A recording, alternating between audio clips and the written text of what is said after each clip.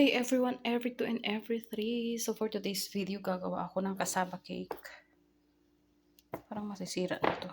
2 days ago ko na to binili. Yan ang ating ingredients, konti lang nasa cassava. Sa amin lang naman ni JR. May condensed milk. May coconut milk. Itlog, ang dalawa, lalagyan natin dito yung isa sa toppings. At may butter din tayo. So, let's start. Sa paggawa ng cassava cake, sa oven ko ito siya gagawin. Meron kasing iba sa steam, parang yung cassava leche flan, parang ganun. Pero ito sa oven.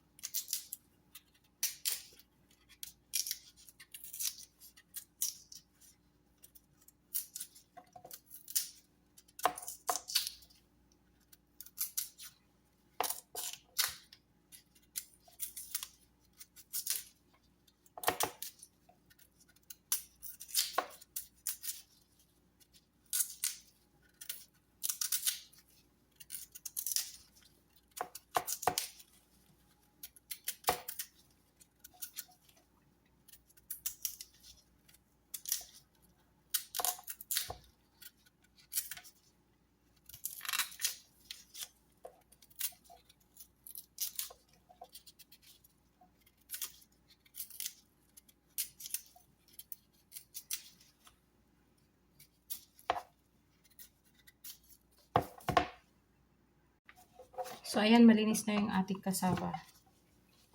Gadgarin na natin siya.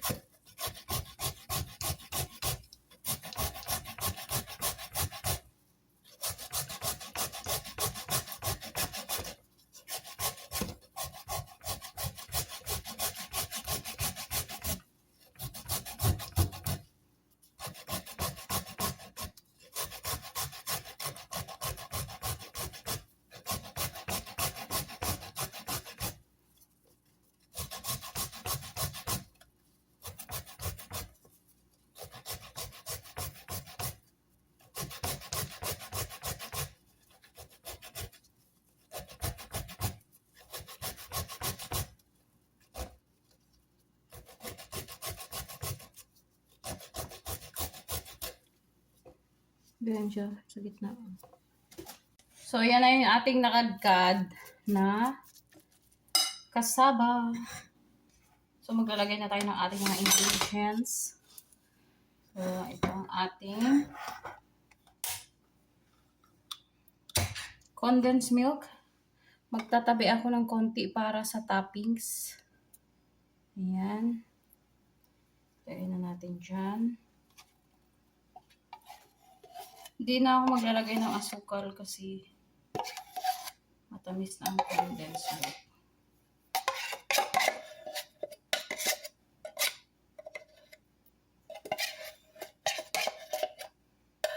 Hindi ko na rin siya piniga.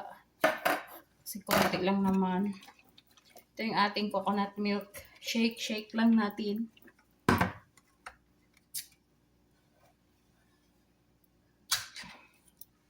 Nagtabi ako ng konti para sa ating toppings. Mamaya, lagay natin dito. Wala akong vanilla. Sayang. Then, lagay na natin yung melted butter natin.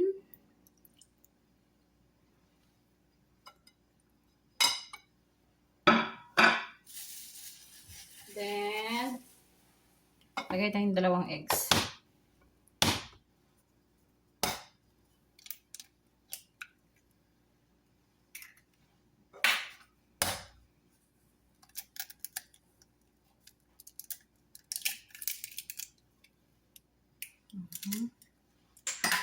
Ito yung para sa ating toppings.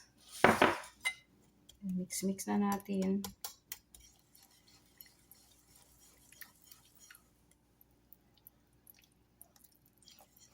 Wala akong vanilla, sayang. Maganda pag may vanilla.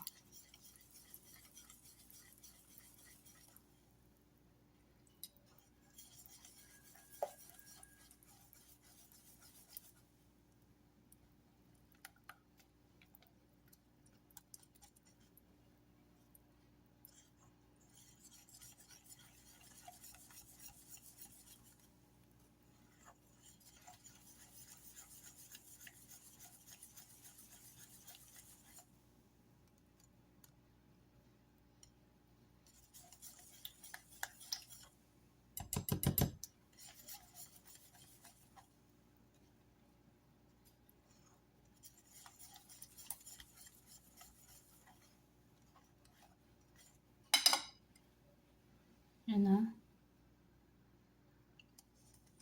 So, dito ko siya lulutuin sa bilog. Then, kuhan lang natin ng butter.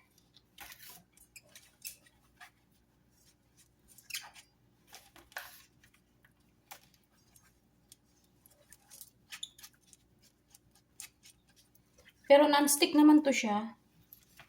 Kahit hindi na marami talaga yung ating butter na ilalagay. Non-stick ito.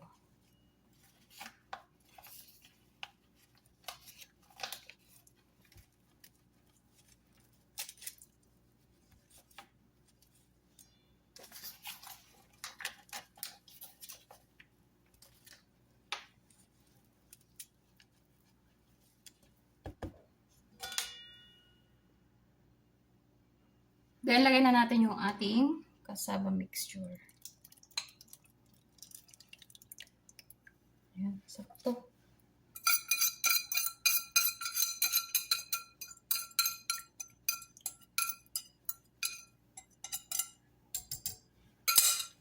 Naka-preheat na ako ng oven. Lagyan na rin natin sa oven.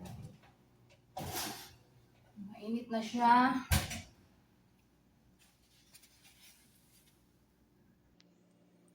Yan na yung na-preheat natin na oven. Lagay natin ang ating cassava cake mixture. So, oven natin siya ng 45 minutes to 1 hour. Mag-set ako ng timer para marinig ko. Lagay ko lang ng 45 minutes, tapos dagdagan ko na lang mamaya kung hindi pa luto. Manipis lang naman. Siguro maluluto na siya sa 45 minutes. Ito yung ating toppings. Coconut milk pati condensed. Lagyan natin ng 2 egg yolk. Tanggalin natin yung puti sa dilaw.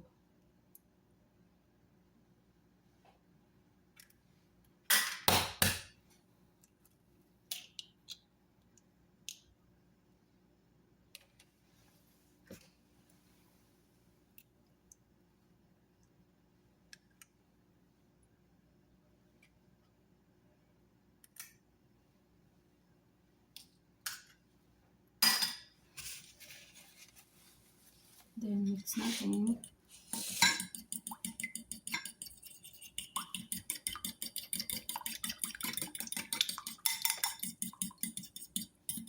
Pag naluto na yung ating cassava cake, lagay natin ito sa ibabaw with cheese.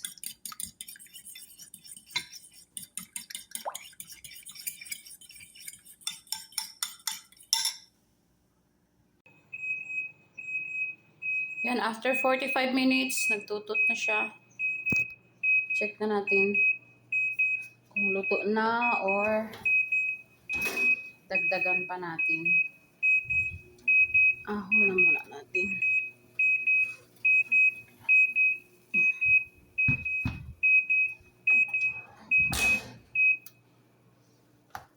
Toothpick test natin. So, ayan na. Lagay na natin yung kanyang toppings.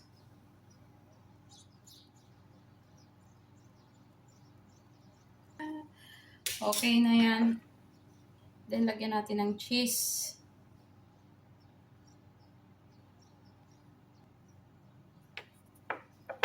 Then, balik natin sa oven. Broil. Ayan na. Bali, itaas natin ang apoy. Mga 10 minutes.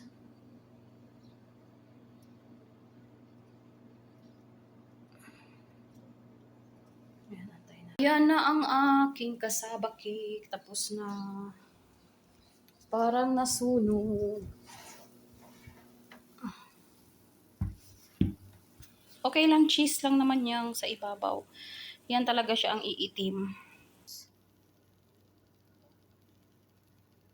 Then, palamigin na lang natin bago natin i-slice. Pero okay lang yan. Sobrahan ng brown. So, hanggang dito na lang ang aking video sa araw na ito. Thank you so much sa walang sawang panonood, especially Team Achievers. See you pa sa mga susunod ko mga videos. Stay safe everyone. God bless. Bye-bye.